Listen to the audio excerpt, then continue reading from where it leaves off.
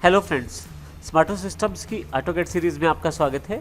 इस सेशन में हम जानकारी लेंगे माउस को किस प्रकार प्रयोग कर सकते हैं हम ऑटोकैड के अंतर्गत।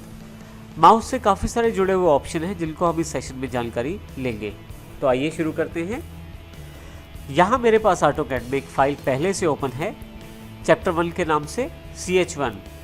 अब ये जो ड्राइंग फाइल हमारे पास ओपन है, इसमें 3 ऑब्जेक्ट पहले से इंसर्टेड है। एक छोटा सा कार का एग्जाम्पल है, एक एल्युमिनियम डोर और एक ट्री जो हमने पिछले एग्जाम्पल में इंसर्ट किया था।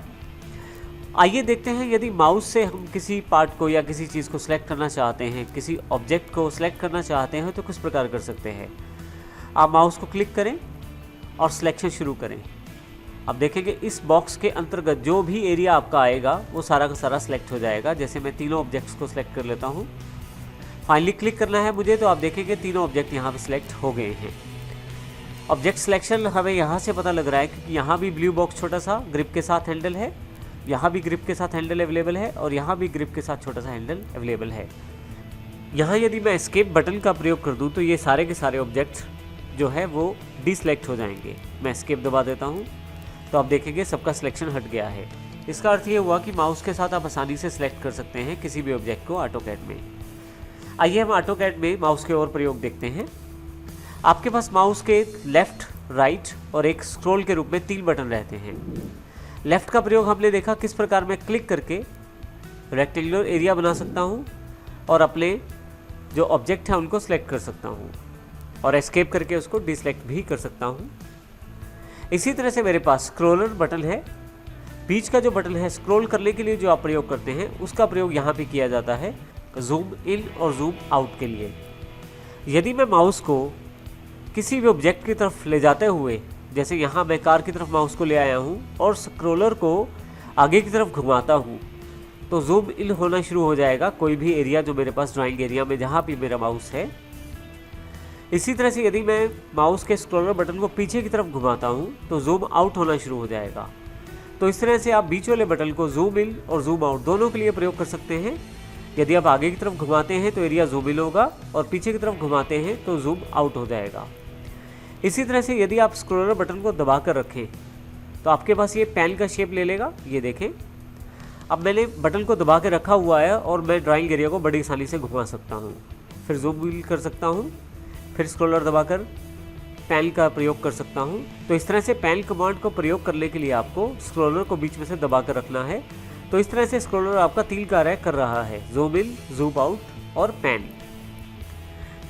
इसी तरह से हमारे पास यहाँ पे यदि मान लीजिए मैं बहुत ज़्यादा जूम इन कर चुका हूँ किसी ऑब्जेक्ट को, यदि जल्दी से डबल क्लिक कर दूँ मैं स्क्रॉलर को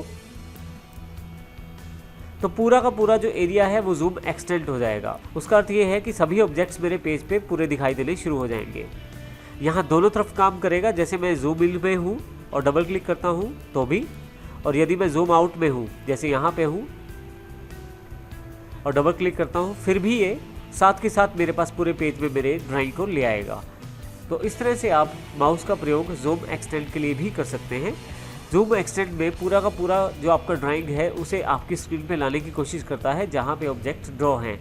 तो इस तरह से ऑटोकैड में आप माउस का बीच वाले स्क्रॉलर बटन का प्रयोग जूम एक्सटेंड के लिए भी कर सकते हैं।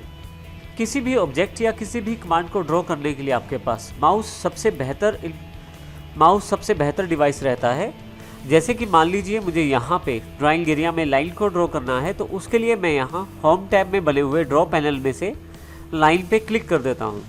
अब देखेंगे माउस जब ऊपर की तरफ रेबल में जाता है तो एरो का शक्ल ले लेता है, यानी कि एरो का रूप ले लेता है और वापस आते स्क्रीन में ये क्रॉस हेयर अर्थात प्लस का एक छोटा सा निशान अवेलेबल हो जाता है।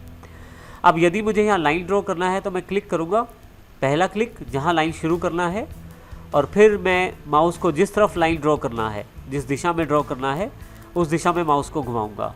तो मान लीजिए मैं यहाँ पे हॉरिजॉन्टली लाइन ड्रॉ करना चाहता हूँ तो, और यहाँ तक मैं लाइन ड्रॉ करना चाहता हूँ, यहाँ मैं क्लिक कर दूँगा। जैसे ही क्लिक करूँगा मेरा पहला लाइन का पार्ट फाइनलाइज हो जाएगा। इसी प्रकार से दूसरी लाइन मुझे बनाने के लिए अगर वहीं से बनाना चाहता हूँ तो लाइन उसी के साथ जुड़ी हुई है। यदि आप देखें यहाँ से मैं थोड़ा सा डायगोनल कर देता हूँ लाइन को, फिर से क्लिक करूँगा तो लाइन फिर से बन जाएगी और फाइनल हो जाएगी। वहाँ पे फिर से नेक्स्ट लाइन के लिए मेरे पास ऑप्शन आ जाएगा। तो इस तरह से लाइन को मैं आसानी से ड्रॉ कर सकता हूँ माउस के साथ। अगर यहाँ मैं एस्केप कर देता हूँ तो मेरे पास पिछले वाला लाइन रह जाएगा और नेक्स्ट आगे लाइन कमांड जो है कैंसिल हो जाएगी। तो इस प्रकार से माउस से मैं आसानी से किसी भी ऑब्जेक्ट को चुन के यहाँ पे ड्रॉ कर सकता हूँ। जैसे मुझे सर्कल ड्रॉ करना है, ड्राइंग एरिया में आके क्लिक करता हूँ, देखेंगे आप सर्कल बनना शुरू हो गया है। जैसे यहाँ मैं सर्कल पे क्लिक कर देता हूँ, ड्राइंग एरिया में आता हूँ, एक क्लिक करता हूँ और सर्कल बनना शुरू हो जाएगा। फाइनली जब मैं चाहता हूँ मेरा सर्कल तैयार हो जाए, जिस भी रेडियस तक मैं सर्कल चाहता हूँ वहाँ पे मैं फिर से क्लिक कर दूंगा और आप देखेंगे यहाँ पे मेरे पास ये सर्कल फाइनलाइज हो गया है। तो इस प्रकार आप ड्राइंग करने के लिए इन सभी टूल्स को प्रयोग कर सकते हैं माउस के द्वारा, और माउस सबसे बेहतर डिवाइस रहता है इन सबको चुनकर इनका प्रयोग करने में। आइए अब सबसे इम्पोर्टेंट पार्ट